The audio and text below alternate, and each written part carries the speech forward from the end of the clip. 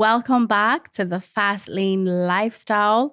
I am Alyshia Powell. If you are new to this and if you're true to this, welcome back. And I'm here with my amazing husband. Okay? Silence. Asafa Powell, the sub 10 king, former world record holder in the 100 meter and, you don't know, Jamaica. Big up. Yes, literally. Like when he names all of his accomplishments, I'm like, when I grow up, I want to be like you. Yes, sir. A different life. Must be a different life. Oh gosh. But I also want to say that as of lately, with our podcast, I'm loving how involved everybody is in terms of like commenting and, leaving their opinions and just engaging. I just want to say thank you guys that for your support once again. You keep us going, and then like you'd be surprised how a lot of your comments will give us like an idea of what we should touch on. So we love to hear back from you guys. And what we talk about, it's not like we're saying this is the last say.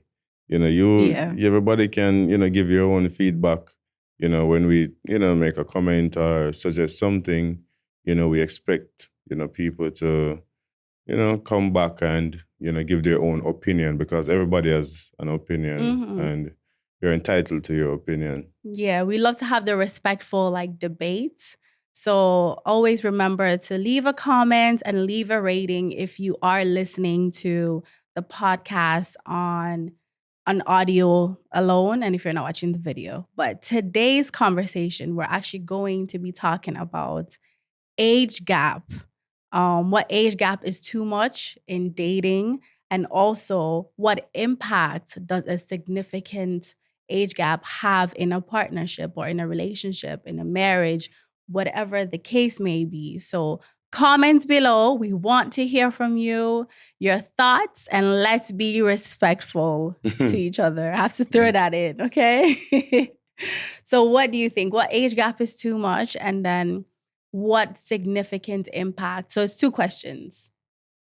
Will it have? Just ask one question first. Okay, so what age gap is too much? So Asafa and I are about like, 10 and a half years? Or is it 11? 10 years apart. It's not really 10 years, guys. Half business too much. Just 10 years apart. That's it. So then we say 11. So you're what? 30 and a half? Comment below in the section. Let us know. I am about to be 31. Asafa will be turning 42 this year. Yeah, I'm not 41 and a half. Is that I'm 10 41. years? When 42 come, I'm 42. So, okay, fine. We are 10 years. We're adults. We're not kids. We're about 11 months, 12 months. No, you're 1 year old. So we're 10 years apart. What age gap do you think is like too much?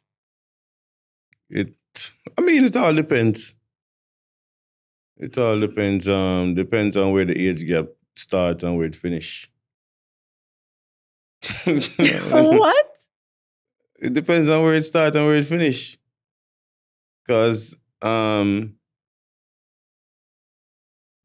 there are people who are 40 years apart, but it depends where it starts and where it finish.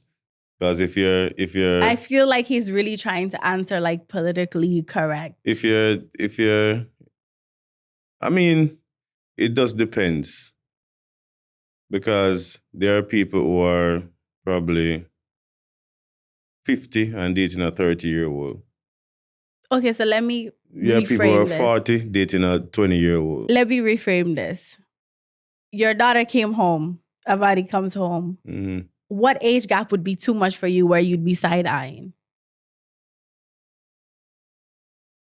Came home at what age? What age? She's, let's be realistic. She's what, 22, 23? They're going to date. Once they're, even from 18 and up, they're going to date. Yeah, if for me personally. At that age, she comes back home with someone. If she come home with for me as a father, if you come home with somebody who could be your father, then I'll be questioning it. Mm-hmm. You know what I mean? But then, I'd have to look. I don't know.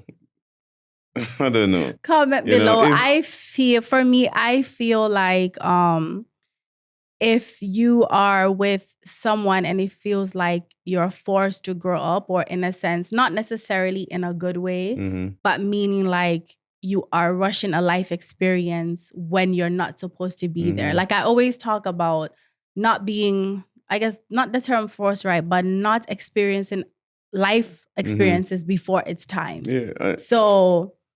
To me, it's like if you're with someone where you feel uncomfortable, because you're going to feel uncomfortable when you're outside, because at some point you might be dating the person, but then you could pass off as like the person's daughter or even grandchild or whatever, like vice versa. Once you feel uncomfortable, then that means that age gap is too much and maybe you shouldn't be there.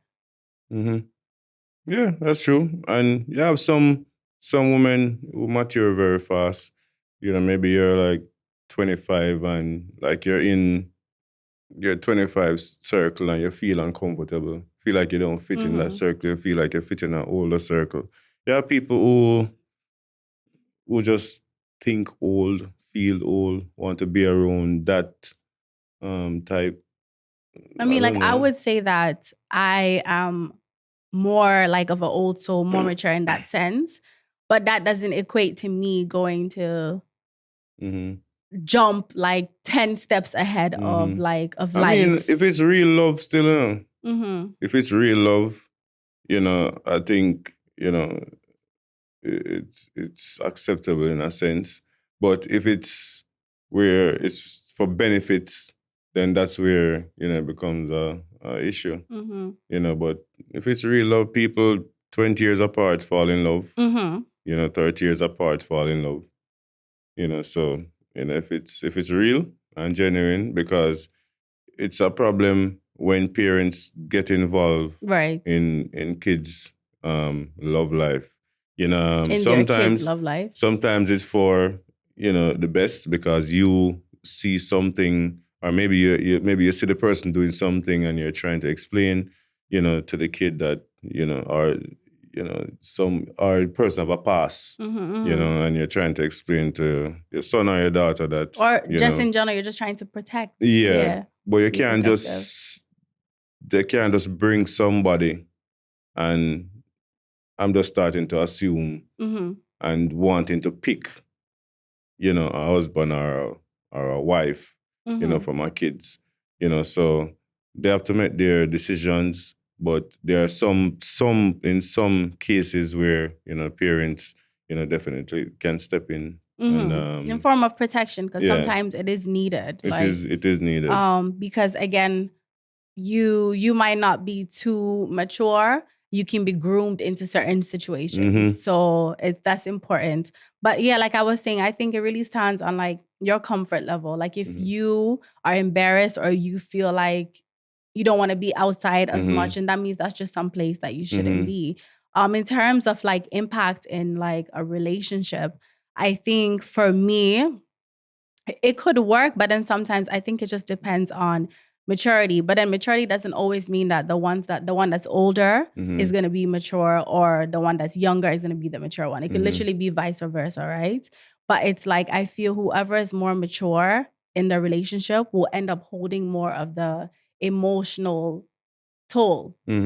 Because remember, you can reason with things more. Your emotional intelligence is a lot more. Then you have to factor in health, energy, family.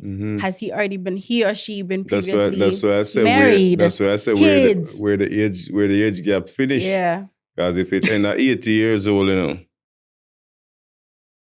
because at them age, when you reach 60, when your energy is declining, when you reach 60, start going up the energy, and it'll die out. Yeah, so it's a lot of factors for me in terms of like age gap in a partnership. Emotionally already, it's like if you feel like you have to carry a lot, then you might end up like more risk of you either going to have a divorce or just having more issues. What do you think about this? What? Right?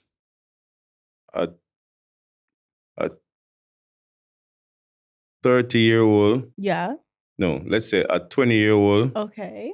Dating 50-year-old. A 30-year-old dating a 50-year-old. Yeah. So that's what, like a 20-year. 30 years. 30 years apart, right? Okay. And a 50-year-old dating an 80-year-old. What do I think of that? 30 and 50? I mean, that's what I'm saying. That's an age gap, you know. No, I know, but like, But again, when you're talking, but it goes back to maturity. Right, the emotional maturity, like the substance, the type of conversations you can have on with each other, emotional intelligence. But then the 80-year-old will still have a lot more experience than the 50-year-old. They'll have like life experience, but maturity doesn't always come with age.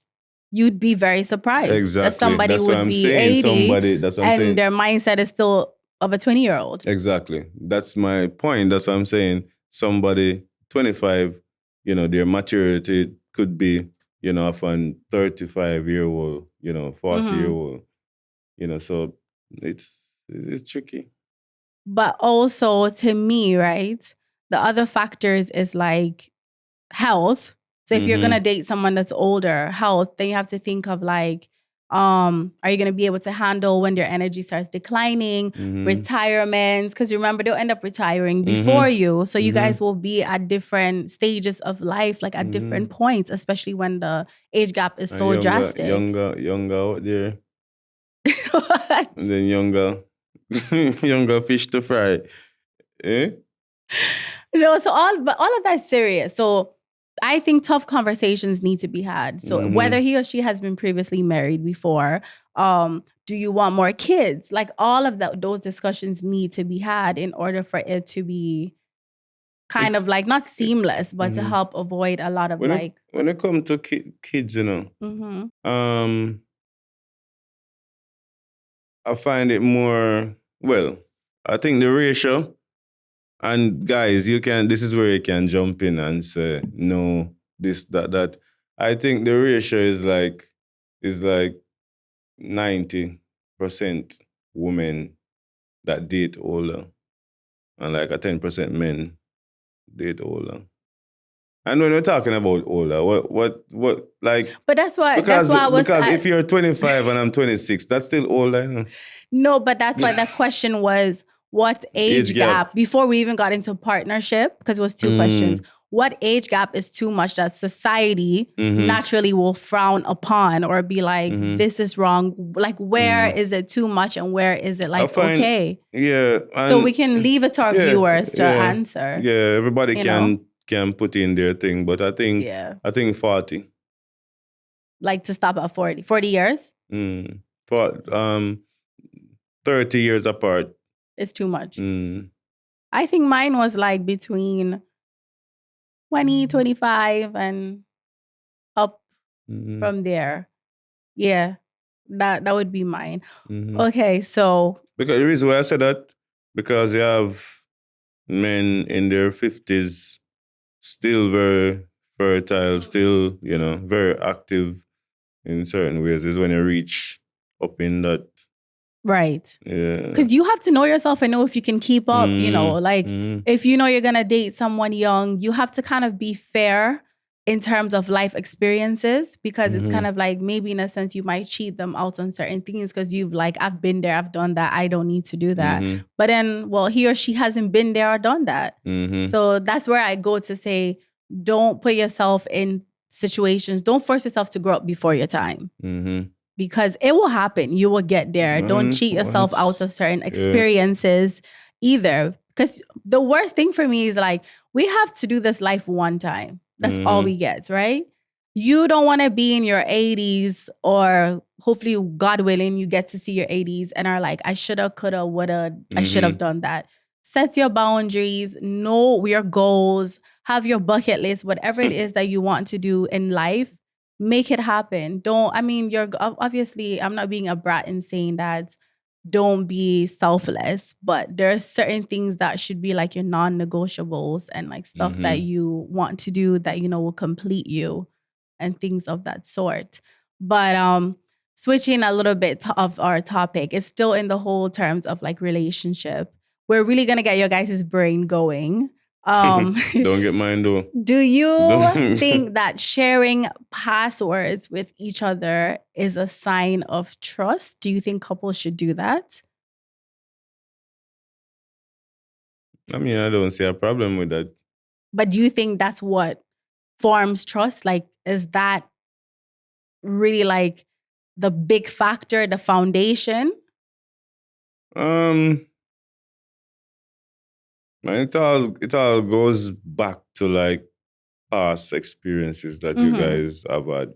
Because if you know, I mean, if you're with each other for a while and, you know, if you've been going back and forth with problems and all that stuff, then that's where, you know, you find people start sharing passwords just to make the other person feel better or to prove that, you know, hey, this is it, whatever, it's not there anymore.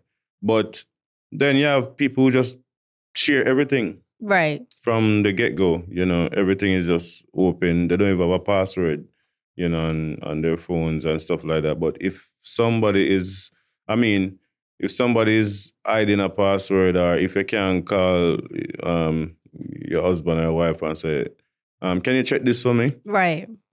You know, then there's an issue. If you're hiding your password, then obviously, you know, it goes back to our last conversation where Wait, so what did you say? Honesty. You said that don't be in the dark too long?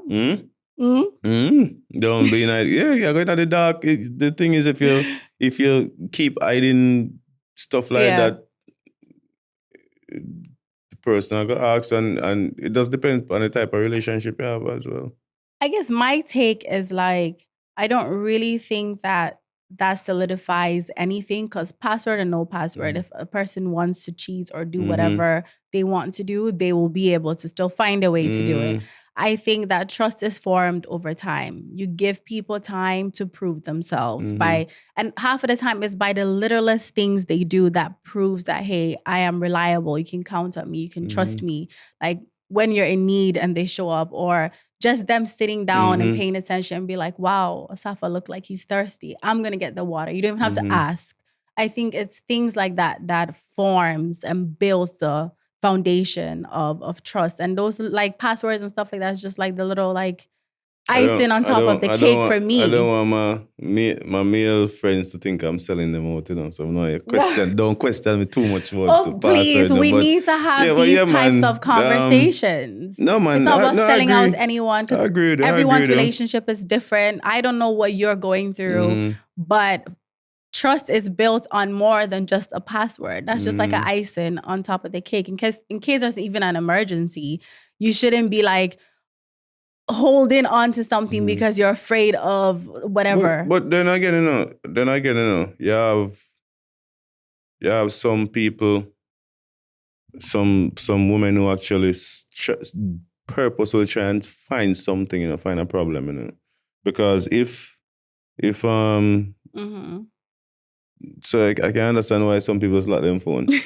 yeah. You have a woman, they will go through your phone and they probably searched 10 years ago and find some. There's nothing, you know, the person has been doing anything, but they search and find something 10, 20 years ago and try to use that to create a problem. You have some people that's paranoid. Guess what? Some women are just paranoid. If you go searching for something, you're going to find something. Exactly. So that's why I was saying password or no password, that's not what the trust should be built on. That's just like an added whatever. Some people are paranoid, bro. No, that's not paranoia. That means there's an insecurity, or that means something has really happened in your relationship that maybe... Our past relationship. That you're bringing back. Yeah, baggage that you're punishing whoever you're with now. Speaking of passwords and stuff, how do you think social media has impacted romantic relationships? Social media, how do you think it's impacted relationships? Like good or bad? What kind of impact do you think it's having? Well, I know so first I know social media bring a lot of people together. It did with me and you. So I would say in a sense that's the good part of it. But when it comes to relationship, is a thirst trap. Remember I sent you that? Because my phone every day, Instagram suggests beer, big booty, and pretty looking women, girls, beer. That so I don't. It's a thirst trap. What was and enough men probably can't. What was I sent you a video the other day about what J. Cole was saying. What was he kind of touching on? I think he was saying that you when you're on somebody just start dating, like everything is all exciting. When you just get married and all that stuff, everything is exciting and all that, and then you guys are together for a while, and then things start slowing down. Things start slowing down. It's not, the excitement is not there anymore because you get used to each other and all that stuff. So he's saying that you should still, instead of divorcing, find new ways to keep dating each other because if not, then social media will literally always be a thirst trap to you or a trap to you because you think that, okay, I've married now, I've reached like full stop, period. Like you have to still date each other. Continue dating each other. Literally, because trust me, social media, I think it's good and bad because it's also created like opportunities for like work and stuff for people. Make everybody have money nowadays. Yeah, and then also it's also helped like a lot of maybe some women have some type of confidence in themselves. And it help them don't have confidence either. Well, I was about to say that. It's good and bad. It's good for businesses. But I also think that another way besides thirst trap is like we all get used to this routine of like wake up, do whatever you need to do, phone. And then now you see people on dates and it's like everyone we're losing touch with having real conversations with each other because everything is just on our phone. And like half of the time what are you doing? You're either on IG, like you're on some type of app scrolling when you could be communicating with the person that's right in front of you or right sitting across from you. We're losing that touch with each other. So I think that's where it's impacting relationships. When we're even on vacation, sometimes here, you see couples on vacations and that's all they're doing is phone. That's how the phone. So creating content. Yeah, I think we're really losing touch with how we speak to each other because of like the accessibility on phones. Like even now with meetings, we don't really do face-to-face meetings. It's like, oh, let's just hop on a Zoom call or whatever it is. Yeah. So now people are awkward socially. Like we're becoming more and more socially awkward, and then we have anxiety when we have to go into like social spaces and actually have to speak to people because we're so used to just being on our phone. Just text me. Why are you calling me? Just text. Just this. I think that's also translating in relationships. Yeah, that's the impact as well. You find. I guess this is not really the relationship thing, but you find kids, picking up the wrong role models because the role models that they're picking up, like if you meet them in person, you won't like them. Like these people just have an appearance on social media. In person, they're not sociable. You would be disappointed. You'll be disappointed. And then you find girls having role models who they think that's what women should look like, with all the surgeries and all that stuff. And they think that that's what they should look like. And they try to look like that person, with the booty job, the face job. While that person that you're looking at, look at themselves in the mirror and they can't stop doing surgery because they don't like what they see in the mirror, while you are seeing them wanting to be like them. They're not happy with their own self.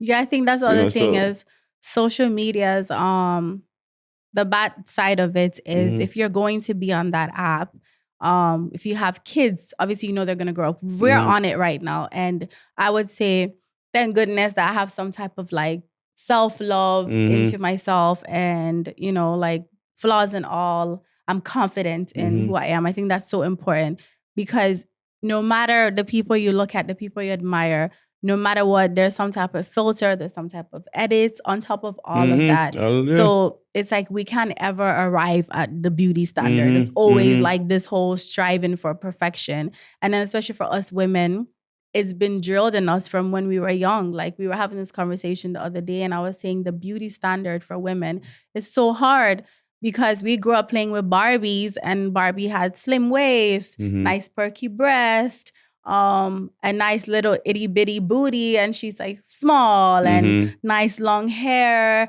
this type of note. Like the standard is always changing, but it's like we always have pressure to have to fit this type of like box that people are trying to fit us into. And I guess now it's like what, being thick. So if you're not thick, then what? So it's just always being self-confident and working on that. It's a never-ending work. Like you have to keep working on yourself.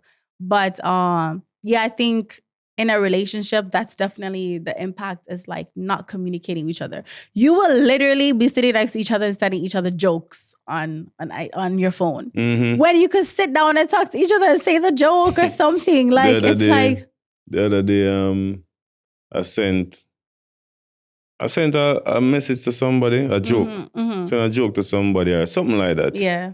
And the person didn't respond or whatever it is. And then the person was sitting next to me maybe a day after or something like that. What are you talking about? And then they respond. I'm like, yo, I'm right here. You know? I'm right here. You know? You could even show me the thing that I show you and say, yo, this funny. The man is the person right, LOL. I'm right here.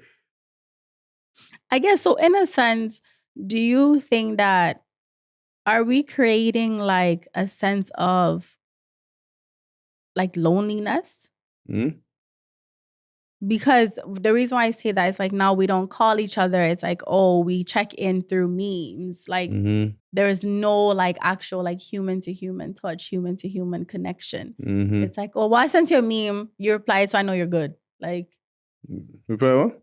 No, so I'm saying we're losing that touch. And in a sense, it can kind of be lonely, because it's like you could be in the presence of someone and still feel lonely because you're this. Yep. Yeah, the phone. Yeah. The phone, and we're doing so much editing and all that stuff. Like the other day, I actually sometimes we catch not ourselves. Sometime, as of lately, if we're really being honest, I told Saf, I feel like between vlogging, our podcast, me having some content gigs, he having some of stuff to do as well, I feel like we just wake up and our whole routine is get the boys ready for work, for school. We shoot some podcast, we vlog, and like sometimes I just don't even want the camera in my face, because I feel like I just need that human touch. Like I just need a moment for us. I don't remember the last time we went on a date and I told him that. And like he's the type where he gets very excited. So when he shoots content, I need to edit right away. So sometimes he'll be gone the whole day. Yeah, he'll come in right away. And so I'm actually sharing this just to show people that we're not perfect. Like when we're speaking about this stuff, it's like there's things where we need to work on as well, because we get consumed and we can lose touch with each other through that way. So he'll edit. He might be like, might have a couple content already. He'll come home. I wouldn't even see him. And he's straight on his phone. He's editing. And then by the time he's done that, I have to get the boys ready, put them for bed, get them ready for bed. I don't get them ready for bed too. No, but like our normal routine. Sometimes you will get them ready and you'll take up bath time. But we don't really communicate. Then it's like we're in bed. And then when I want to talk to him, he's like, oh, I'm like, he's really like, that's really his fault. The one thing about my husband, when he's on this, oh gosh, you could be dying and he won't even hear you. So we don't even speak to each other. So then we're in bed. He's on his phone. I'm on my phone. And we wake up and we repeat that. So I was saying to him the other day, like, I don't like how this is going. It's to the point that I know myself when I don't like how something's going, because it's like, it starts to get on my nerves. So I asked him the other day, I said, so when you shoot a video, if it's not in need, like you don't need to post it right away, do you need to edit it right away? And when I say that, it's not like I'm picking on him. I'm just literally saying, hello, I'm here. I exist. And I understand that. I just like to get things out the way. I would like some attention, but then it's repeated. It's every day. It's like, it's not every day, but it's often, Taf. It's not that. It's not every day. We don't shoot every day.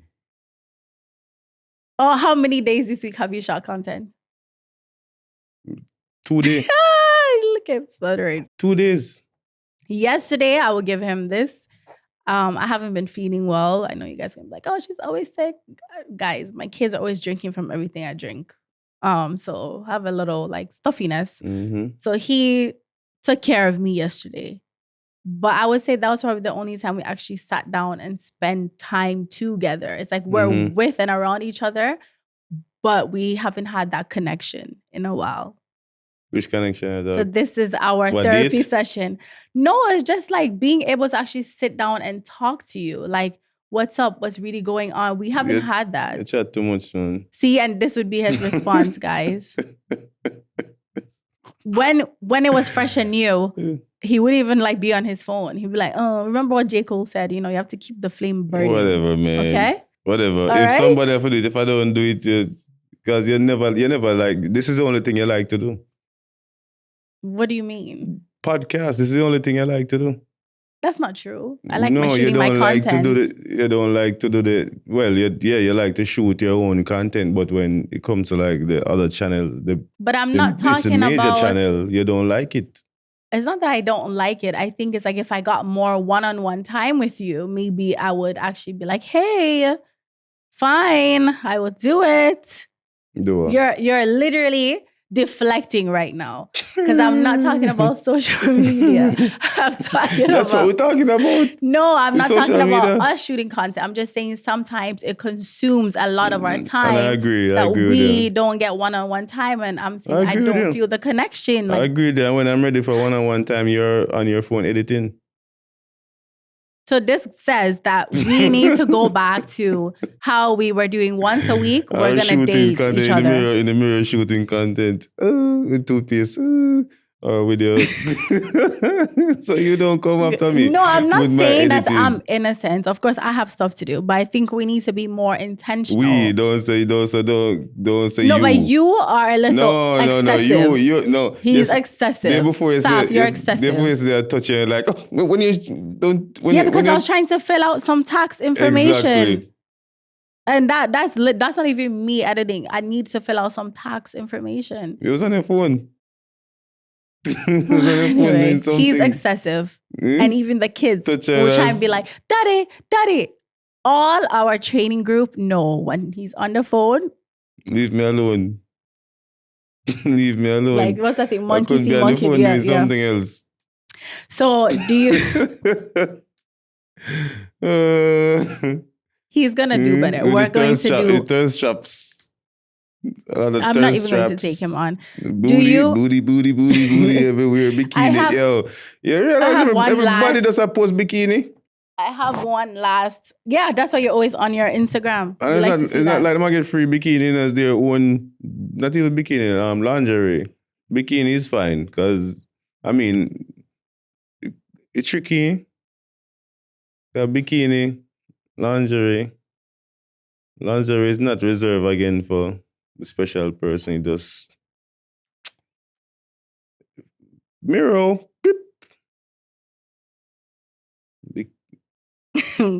Is jealousy a sign of love or insecurity?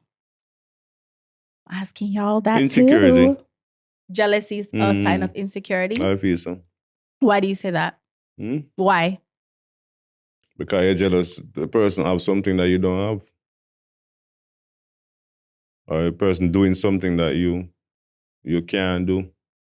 Like me, I run 9 sub 10 much times and 9 seconds. So some people vex because they're not in that position to do whatever.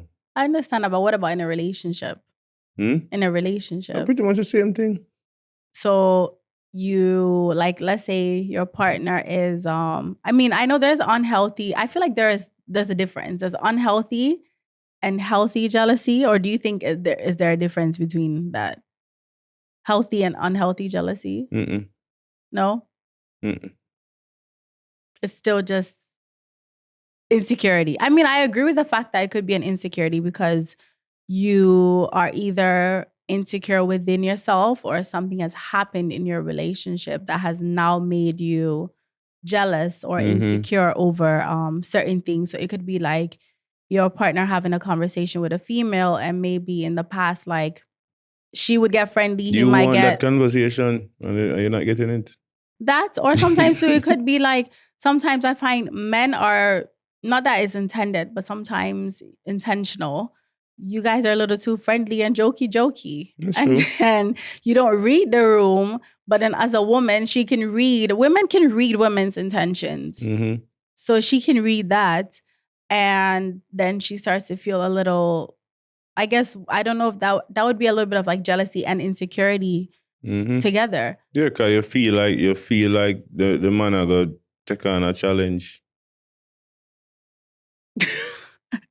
Yeah, I guess that too. And then the fact that maybe you are a little bit like insecure within yourself, and then like you probably just don't trust him because of whatever has happened.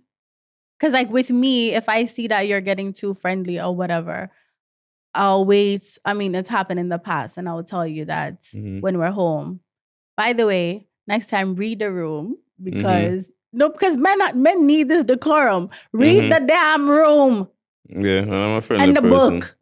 I'm a friendly person. You have to read the room. I'm not saying you have to not be friendly. It's like you have to know who to be friendly with and like how they're reading it. Read their body language.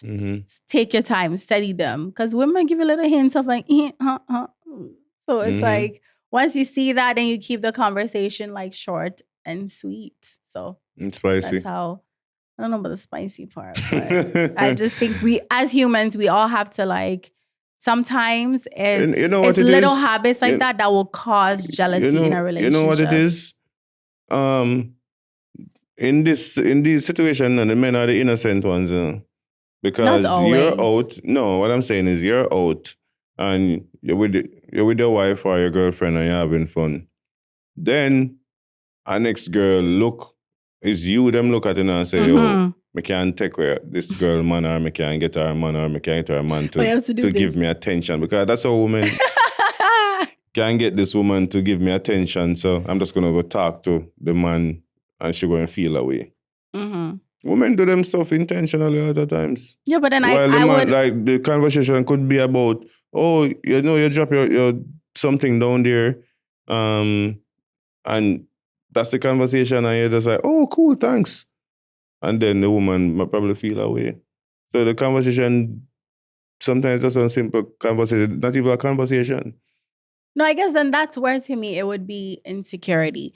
But when I say read the room, it's like when it's too jokey and sometimes men know, when it's too much. Sometimes men know, but they just don't shut it down. So I think it's like when to know when to shut it down. Like be alert, be aware of like how you're conversating, especially in presence of your woman and also when she's not there as well. You have to be aware and alerted because the littlest thing is all a woman needs to think that she stands a chance or there is a chance. I know. So, but those type of instances will create jealousy over time because then your woman will come to you and say, that was a little too much. But then you're like, you don't see it, so you don't listen or take her in. Like, you always have something to be upset about. Women say what we can see. Right. So it's like understanding that. Women always give each other that. Right. Like I had said, the estrogen to estrogen, like I said in the last podcast, it's a real thing. Like sometimes what I can tell you telling a woman, she'll receive it so much more different than a woman to woman thing. And I don't know what it is, like this that thing. So it's like don't be so quick to dismiss your partner's feelings because all of that will lead to causing jealousy and insecurity. So it's always the slightest little things, but yeah. So we can leave it there for our people to, jump in and use your fingers and just type in your comment. Yeah, because we love to hear from you guys. I literally sit down and like read through some of the comments. And some of them it's like, wow, it really even will change a little bit of my perception or, add to it. So it's... Yeah, and then there are sometimes there are a lot of you guys who are very not knowledgeable and we are learning as well. Exactly. So, we love the feedback and some act like them know and they don't know. They just witness us do a therapeutic session right now. So guys, anytime he posts a video whether it's on our vlog or on his car channel or his Instagram, ask him, have you taken Alyshia on a date? Has you and your wife gone on a date? Her birthday coming up, guys, and she just stressed me out with this dress. Jeez. Yeah, I have heart attack same time when people buy the dress. When I bought the dress, I had a heart attack. But anyways. Yeah, guys, my birthday is coming up. Like the videos, guys. Oh, your birthday coming up. Yeah, so Asafa said this to me and I felt really sad that I'm falling off the calendar. But then I'm also thankful for life. No, you're diving off the calendar. Not falling off. Anyway. So my birthday is on June 23rd. So I also want to say shout out to all the June babies, all the June men and women. We are good peoples. Yeah. Yeah. All right. All right, guys. Thanks for watching. Remember to like and subscribe. Leave a rating. Rate it up 5-star. Yeah, man. We'll see you guys in the next one. Don't miss a beat. I have to do that all the time. Don't miss a beat.